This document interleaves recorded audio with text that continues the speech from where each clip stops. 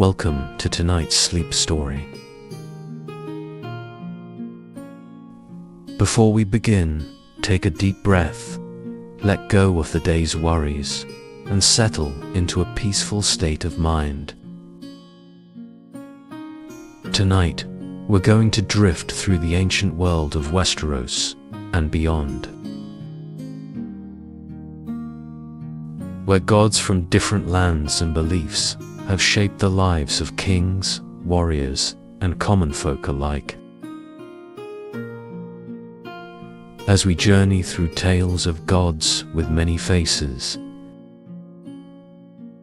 ancient powers, and the magic that once flowed through this world,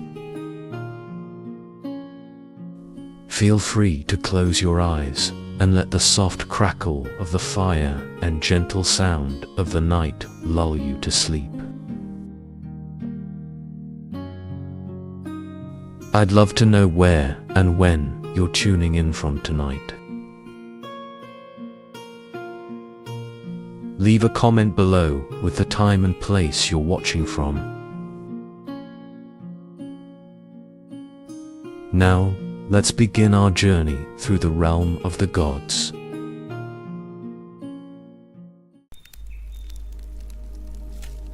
In the land of Westeros, where the stars twinkle softly over vast forests and towering castles, a tale as old as time whispers through the night air. The dominant belief of these lands is known as the faith of the Seven, a faith brought to the shores of Westeros by the Andals nearly 6,000 years ago. Yet, in the stillness of the forests, beneath the moonlit skies, there are those who continue to follow a far older path, worshipping the mysterious gods of the children of the forest and the first men. These ancient deities, the old gods, are not like the Seven. They are countless, unnamed spirits who dwell in the wind that rustles the leaves and the rivers that flow through the wild. In times long past, the children of the forest carved faces into the white-barked weirwood trees, and these trees became sacred. Their faces watched over the forests, silently guarding the faithful. When the first men came to Westeros, they embraced the old gods as their own, finding peace in the quiet strength of nature.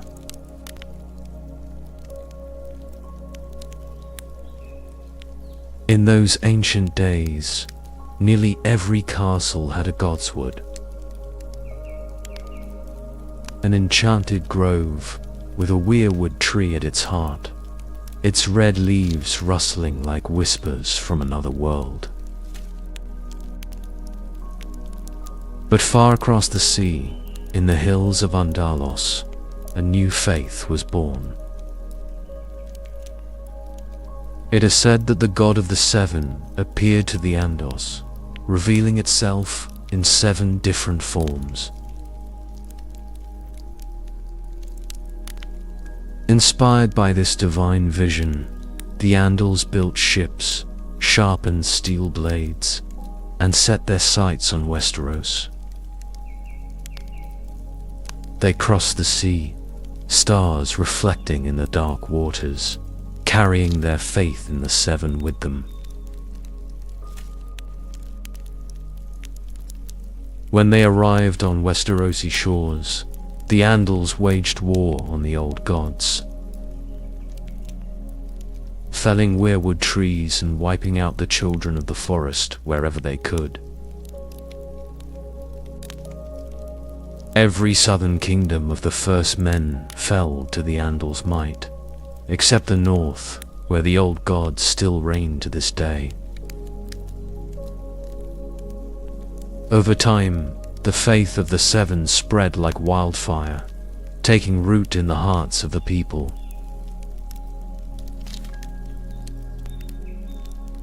The seven, though often spoken of as separate gods, are truly one deity with seven faces, each representing a different facet of life. The mother, full of mercy, watches over mothers and their children, bringing peace and new life into the world. The father, stern and fair, judges the souls of all who live. The warrior stands strong, guiding those who seek courage and skill in battle. The crone, with her ancient wisdom, holds the lantern of foresight, lighting the way for those in need of guidance.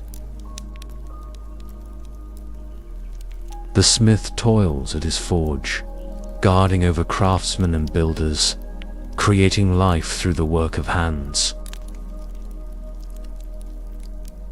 The maiden is the symbol of purity and innocence, reminding the people of love's beauty and the fragile nature of youth. And then there is the stranger, that shadowy figure who lingers at the edge of every life, embodying the mystery of death, seldom prayed to, but ever present. The faith of the seven is more than just a belief. It is an institution, deeply rooted in Westerosi politics and culture as the official religion of the monarchy. Worshippers gather in temples known as septs, where they seek the guidance of the seven. The heart of the faith lies in King's Landing, in the grand Great Sept of Baelor, its towering dome watching over the capital. By day or by night, its halls are filled with the faithful, their prayers rising like whispers into the air, mingling with the power that governs the realm. But far to the north, where the first men once ruled, another faith holds its ground. Here, in the ancient forests, the old gods of the weirwoods still hold sway. The descendants of the first men continue to honor them, gathering in quiet godswoods where heart trees, with their carved faces, stand watch. In these groves, the faithful pray in silence, believing the old gods hear them in the rustling leaves and the flowing streams, just as they have for thousands of years.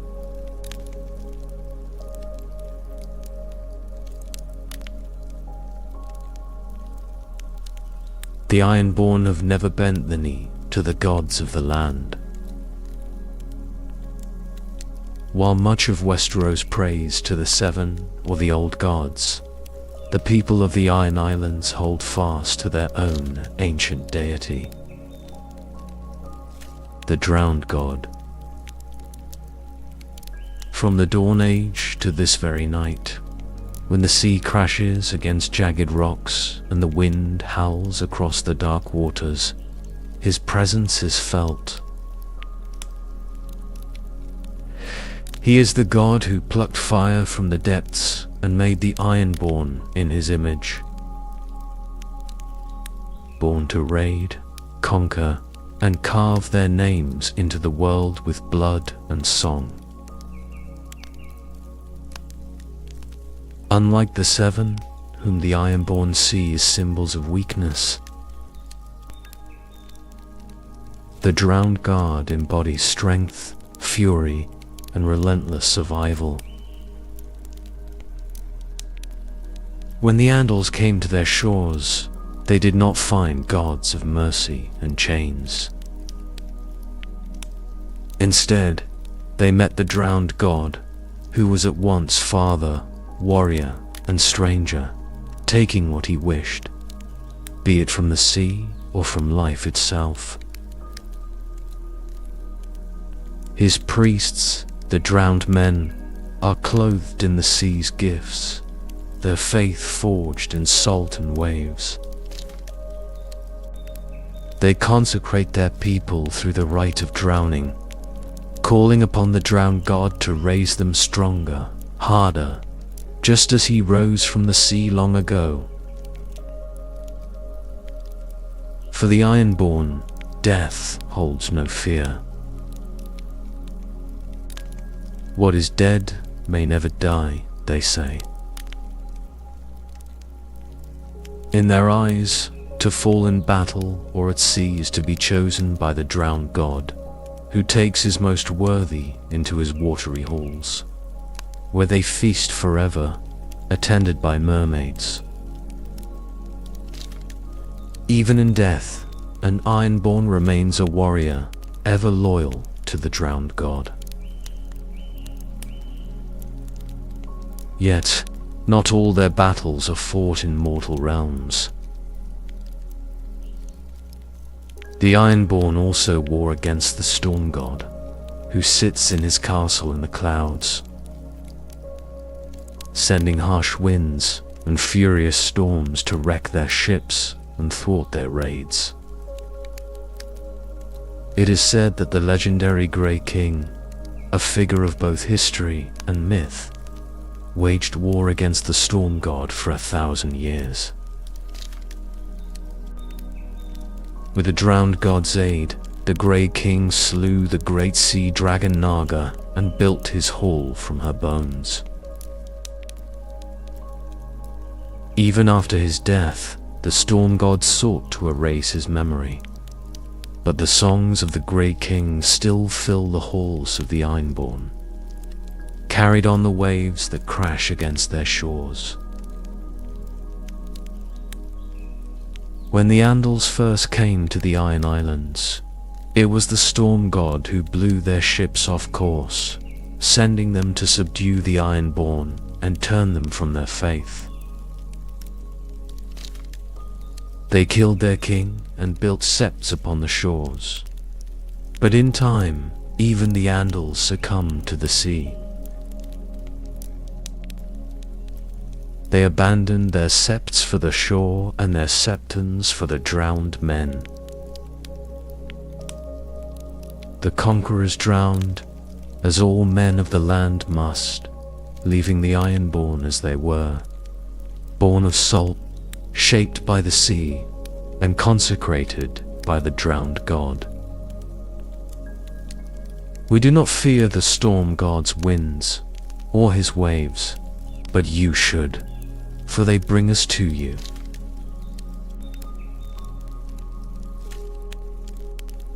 The night is full of gods in Westeros, from the seven to the old gods, to those of the Iron Islands.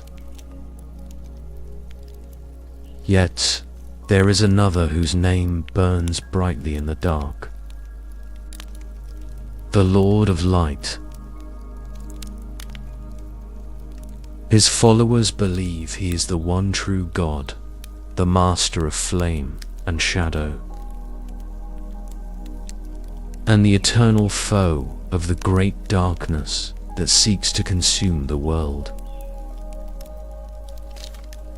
I was born in the city of Myr, across the narrow sea, the youngest of 8 children. My father, with no need for another mouth to feed, handed me over to the Red Temple. There, the priests of the Lord of Light decided to make me one of their own, shaping me into a priest rather than a warrior or a temple prostitute, as often befell others. It wasn't the life I would have chosen. Oh, I prayed their prayers, spoke their spells, but I also led more than my fair share of raids on the kitchens and, well, Sometimes they'd find girls in my bed. Wicked girls, really. I never knew how they got there. And yet, the flames had their hold on me. From time to time, when I gazed into their dancing tongues, I saw things. Visions. But I was more troubled than I was worth. Eventually, the high priest of the temple, in his wisdom, or perhaps madness, foresaw the rise of Robert Baratheon and sent me to Westeros to convert him to the Lord of Light. The plan was simple. When Robert took the crown, we would take all of Westeros from the Seven in one fell swoop. Why they thought Robert would listen to someone like me, I couldn't say. Maybe they saw a kindred spirit in us both. Or maybe celibacy had scrambled the high priest's brain. But it didn't matter. I was free. I did my duty as I saw fit, which mostly involved drinking, whoring, and waving my sword about in Robert's company. As for the gods, well, Robert cared little for any of them, and I wasn't much better. Years passed. Robert became king, and I became a joke. We both grew fat, though I managed to earn some glory during Greyjoy's rebellion. First through the breach, as they say.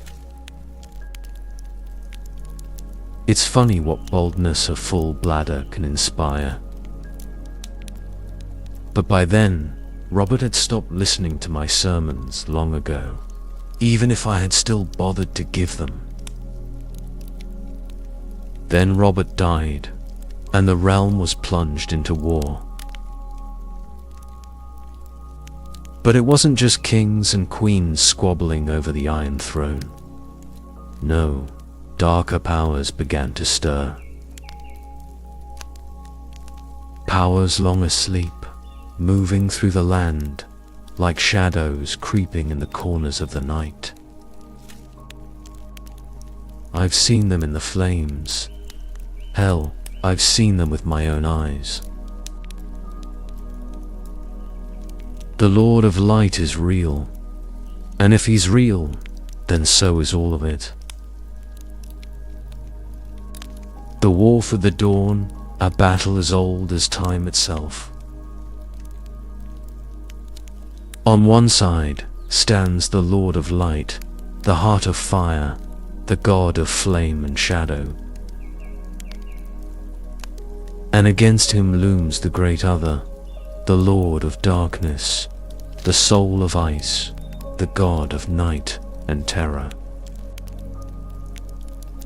According to prophecy, a champion will rise once more, the one who will wake dragons from stone and reforge the great sword Lightbringer. The blade that once vanquished the darkness thousands of years ago. The old tales say that Lightbringer was forged with the blood of a loving wife's heart. A sacrifice so terrible that part of me wonders if the world is better off without it. But the Lord of Light is clear. Great power demands great sacrifice. That much I know to be true. I sound like an old woman prattling on about the end of days, but as Eddard Stark used to say, winter is coming. When the cold winds rise, men of all faiths huddle around my night fires. They pray, they tremble, and they listen. I speak the spells, I pray the prayers, and I beg the Lord of Light to bring back the dawn. So far, he has answered, but sometimes I wonder, what if one day he does not? What if the night never ends, and the world is swallowed in darkness, full of terrors no fire can keep at bay? I think I'll need another drink.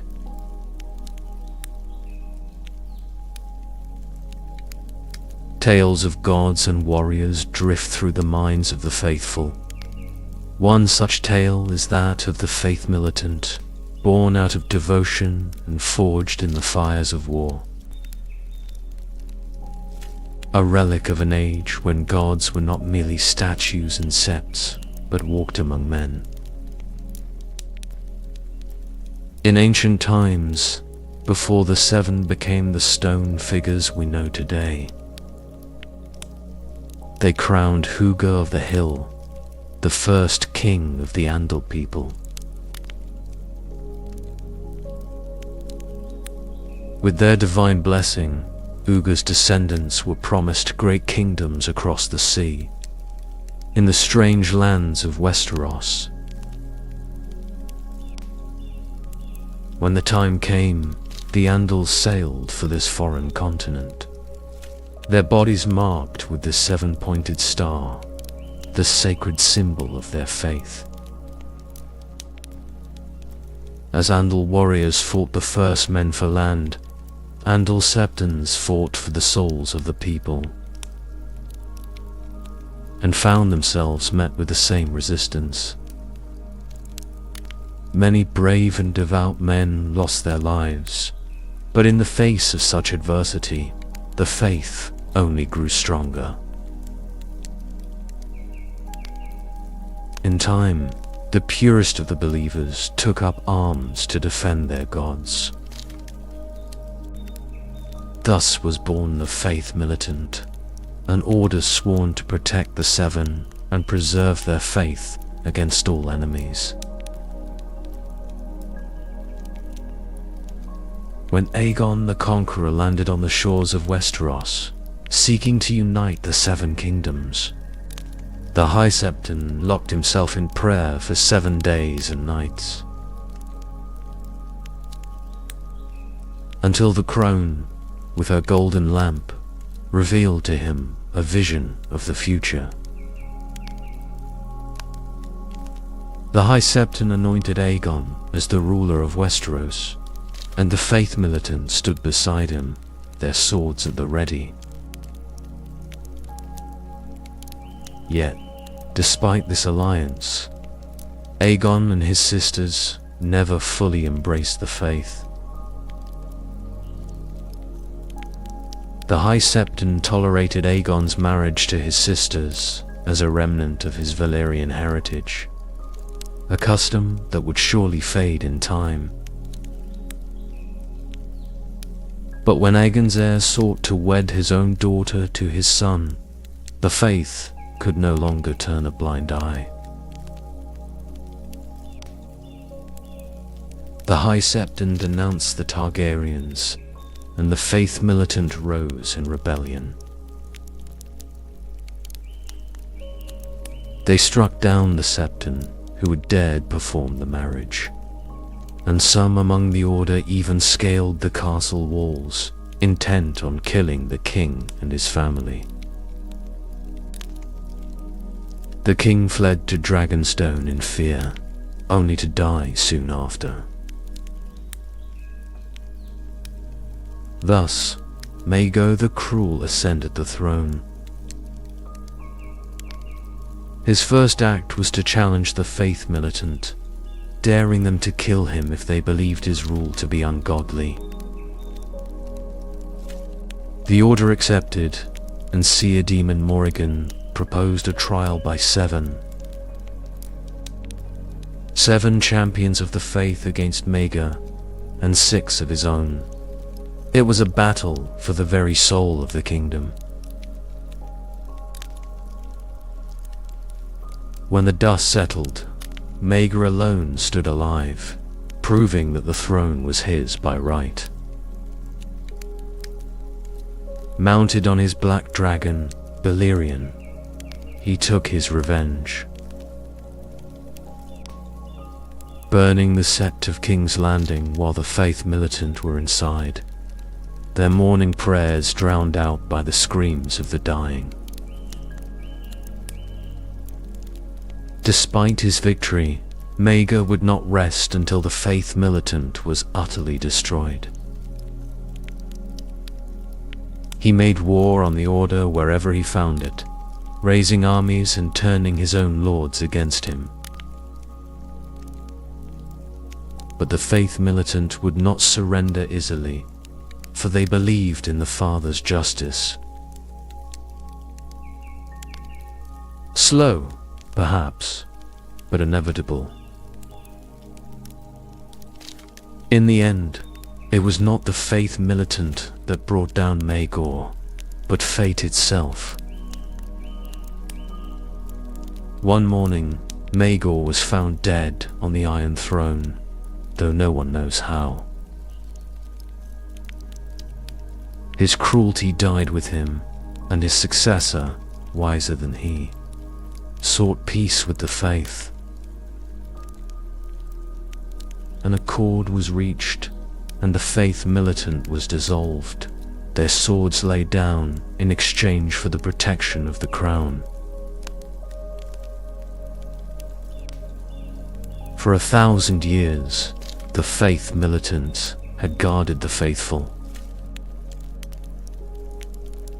But their time passed, and the Faith, now without its guardians, was left to rely on the mercy of kings and their courts.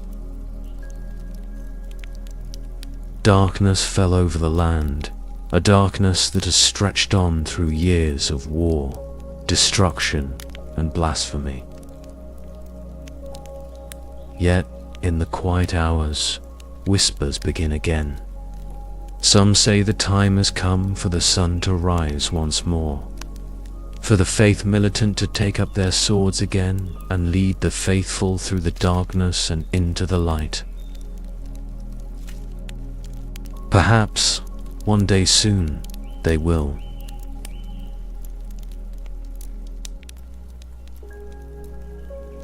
Whispers travel through the shadows of Bravos, echoing tales of those who wear no face at all.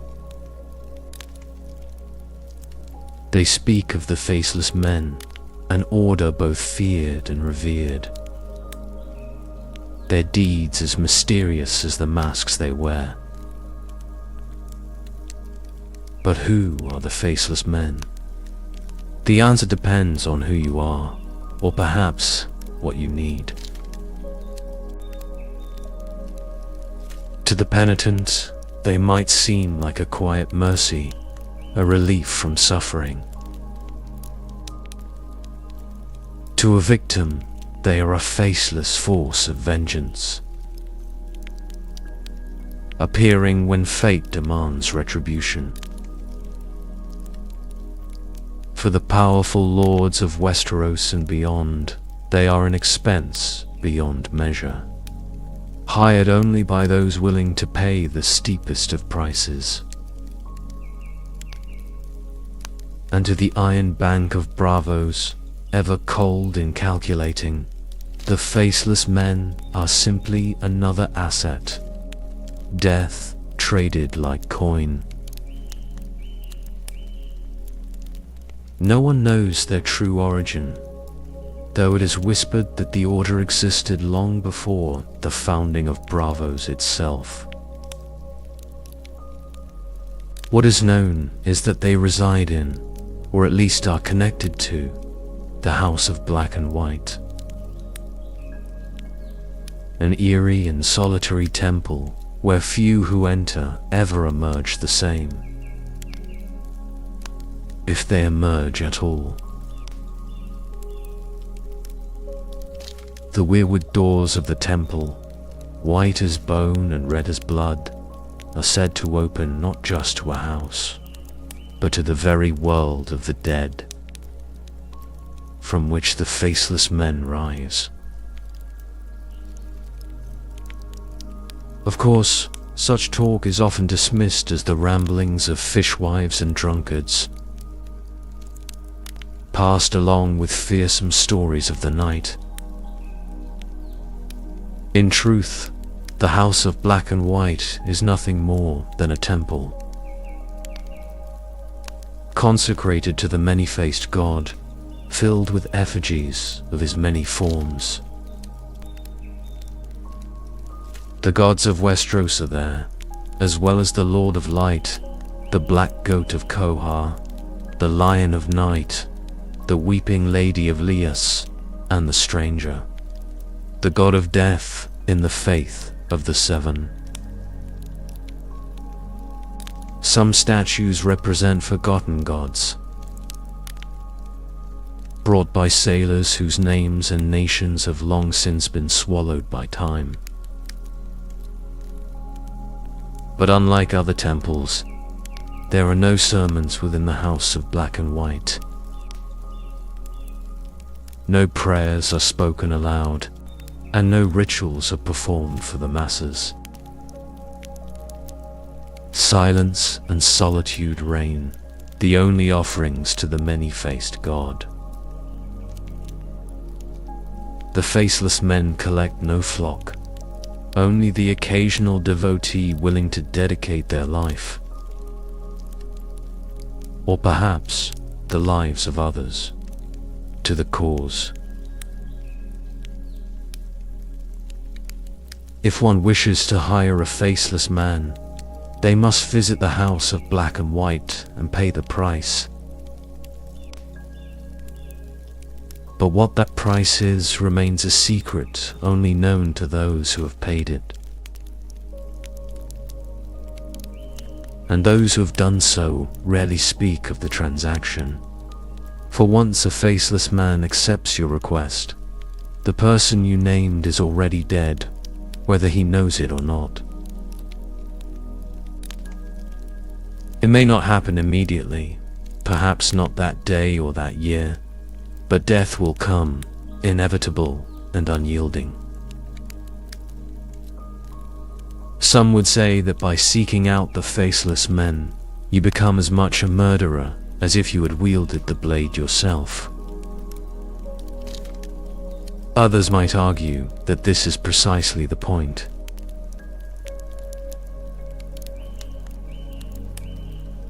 Long before the rise of men and their towering castles, before the sprawl of cities and the forging of steel, the land belonged to a different kind of people. Small, swift, and ancient, they were known as the Children of the Forest, and their story begins in a time lost to history, when the only sounds in the forests of Westeros were the whisper of leaves and the murmur of streams. Who they were and where they came from are mysteries known only to the weirwoods, whose carved faces still gaze out upon the world they once called home. The Children of the Forest were said to be small in stature, no taller than a boy grown to manhood, yet full of a beauty that the world has rarely seen since. They lived hidden away in the dark places of the world, in deep forests, in Craneg's caves, and secret villages, dwelling in harmony with the land around them. Armed with bows carved from the wood of the weirwood trees, and blades made from the obsidian they called dragon glass. They hunted the creatures of the wild and defended themselves against the threats that lingered in the shadows. Their magic, too, was powerful, guided by the Greenseers, their wise men, who were said to be able to see through the eyes of animals and trees, to look deep into the past and perhaps even into the future.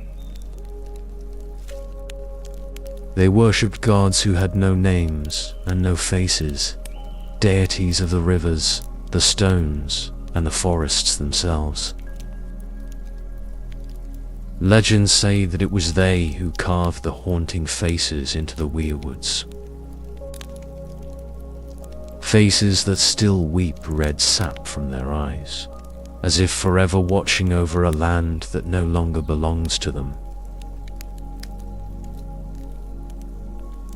But 12,000 years ago, the world of the children was shattered. From across the sea came the first men, crossing over what was once a land bridge known as the Arm of Dawn. They brought with them horses of great strength, bronze weapons, and a hunger for conquest. The first men cut down the forests of the children and waged war upon them, a war that lasted for centuries. The very land itself seemed to bleed from the violence between the two races. At long last, the endless years of bloodshed became too much, and the children and the first men sought peace. On an isle in the center of a vast lake, the God's Eye, they met to forge a pact. The children would keep their deep forests and their weirwoods, while the first men would claim the coastlands, the mountains, and the plains. To seal the pact, the children carved faces into every weirwood tree on the island, and it came to be known as the Isle of Faces. For a time, there was peace. But peace never lasts. Centuries later, the Andals arrived from across the narrow sea. Tall, fair-haired warriors armed with fire and steel. They burned the forests and shattered the weirwoods, erasing the faces of the old gods, carving new paths of conquest and bloodshed. The children of the forest, once powerful and feared, were hunted down. They fled far to the north, and some say they vanished altogether. Only in the north did the Andals fail to conquer. There, the descendants of the first men still held the lands, and still they worshipped the old gods of the children. The weirwoods in the north still stand, their faces unbroken, watching as time moves ever forward. Today, the children of the forest are thought to be nothing more than myth, long gone and forgotten. Their songs have faded, their magic lost, and their faces remain only in the carvings of the weirwood trees. But some say, deep in the forests of the far north, where men do not venture and the cold never fades, they still live, hidden away as they always were, waiting for a time when the old gods will rise again.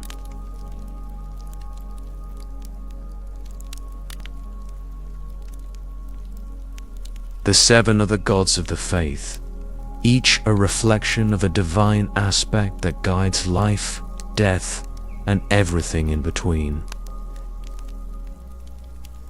Their story begins with the Father, who reached up into the heavens and pulled down 7 stars to crown Huga of the Hill,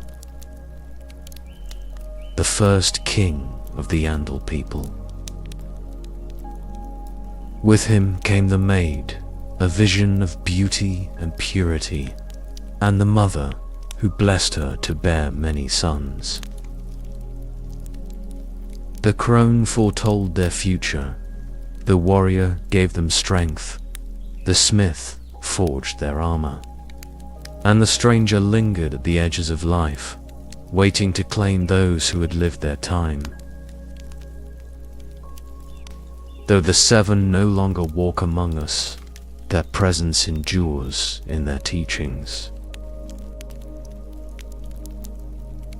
Collected in the sacred text known as the seven-pointed star,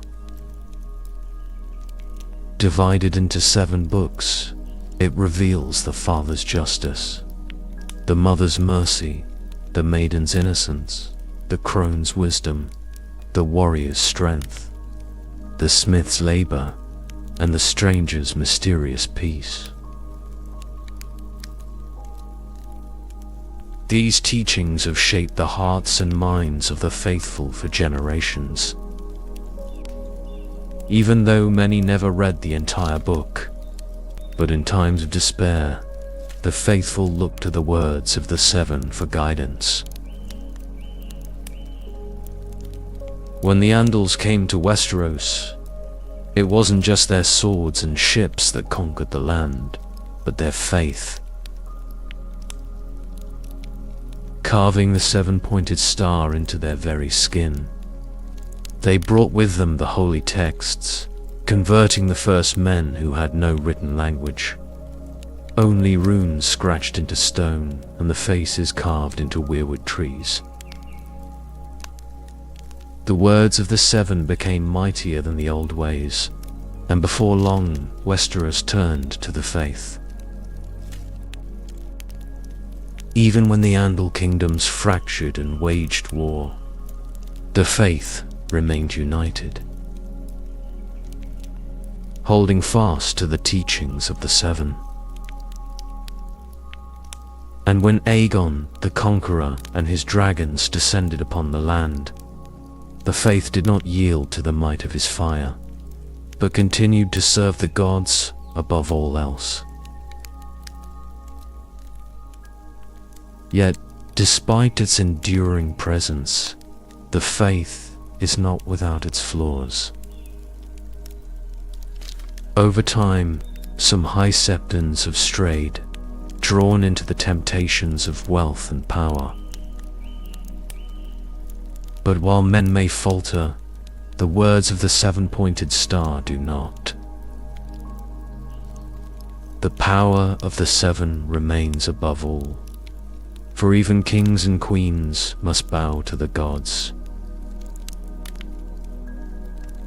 The knees of the high and low alike were made for the same purpose, either to bend before the gods or to break in refusal. In this, the faith reminds us that no matter how the world changes, the 7 watch over all.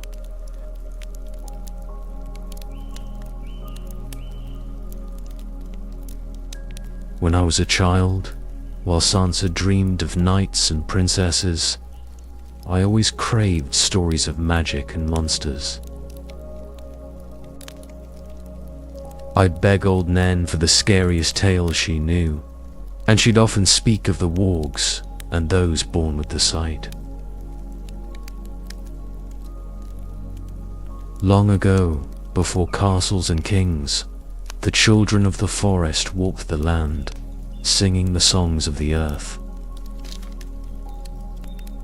Back then, magic was thick in the air, and the children could commune with the animals of the forest, the birds of the sky, and the fish in the rivers.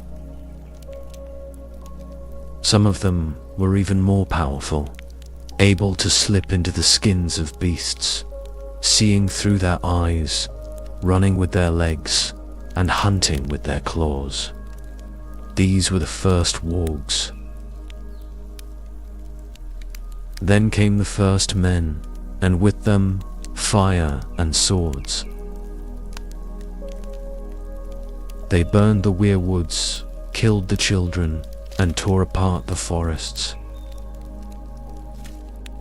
In desperation, the children turned to dark magic, destroying the land bridge that once connected Westeros to Essos, and summoning the hammer of waters to flood the neck. Their power shaped the land, but it couldn't stop the first men. Peace eventually came, and for 1,000 years, the children and the first men lived side by side, sharing the deep forests and the old gods. But something strange began to happen. Somehow, the magic of the children of the forest awakened in men. Few are born with the gift, maybe 1 in 1,000, but wargs walk among us still. Even fewer are born with something even more rare: the sight. Old Nen would never talk about it much,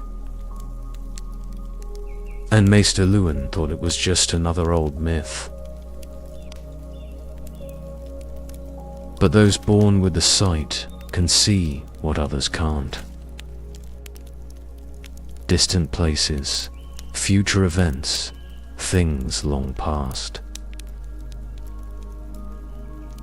Some say it was the sight that helped turn the tide during the long night, allowing the children to glimpse what was to come and warn the first men of the danger.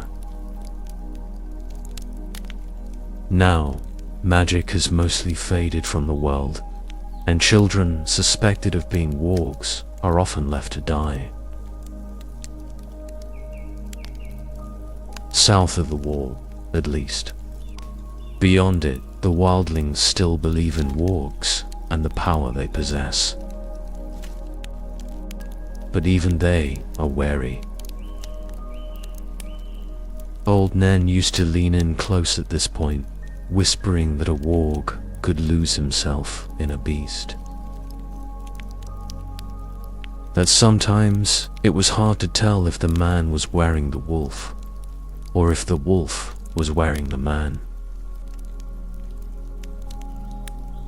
Now, Old Nan is gone, and Maester Lewin won't scoff at magic again. And as much as I used to love those scary stories, I don't ask for them anymore, because I'm living in one.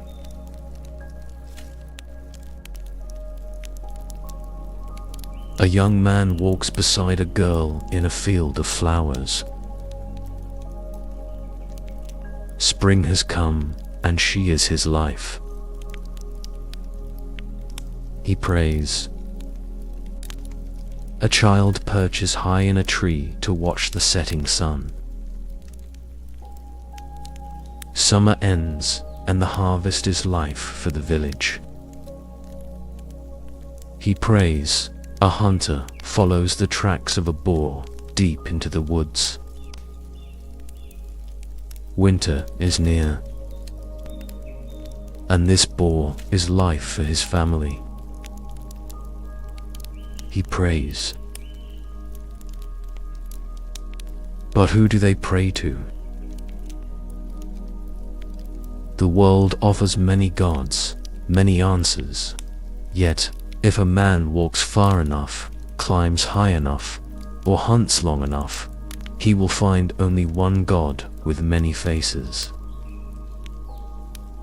In the faith of the Seven, he is the stranger, the figure who leads men from this life to the next. In the north, he is one of the nameless old gods, watching silently from the weirwood trees. In the Iron Islands, he is the drowned god, calling the dead to his watery halls, where they rise again stronger. In the distant east, he is the Lion of Night, whose rage almost ended the world. In Volantis, they call him the Lord of Light, and in Kohar, the black goat demands blood to satisfy his hunger. In Lys, he is the Weeping Lady. For sailors, the Merlin King. For soldiers, Bacalon, the pale child. His faces are countless, but his gift is always the same. In the house of black and white, they know him simply as the many-faced God. To him, it does not matter whether men seek him for themselves or for others. Kings and beggars alike must serve. For all men must die, and when they do, the many-faced God will be waiting, as he always has. As we come to the end of tonight's story, I hope you're feeling relaxed and ready for a restful night's sleep. The ancient gods, their myths, and their mysteries will still be here when you wake, waiting in the quiet corners of Westeros and beyond. Thank you for joining me on this journey. Sleep well, dream deeply, and may you find peace in the silence of the night. Good night.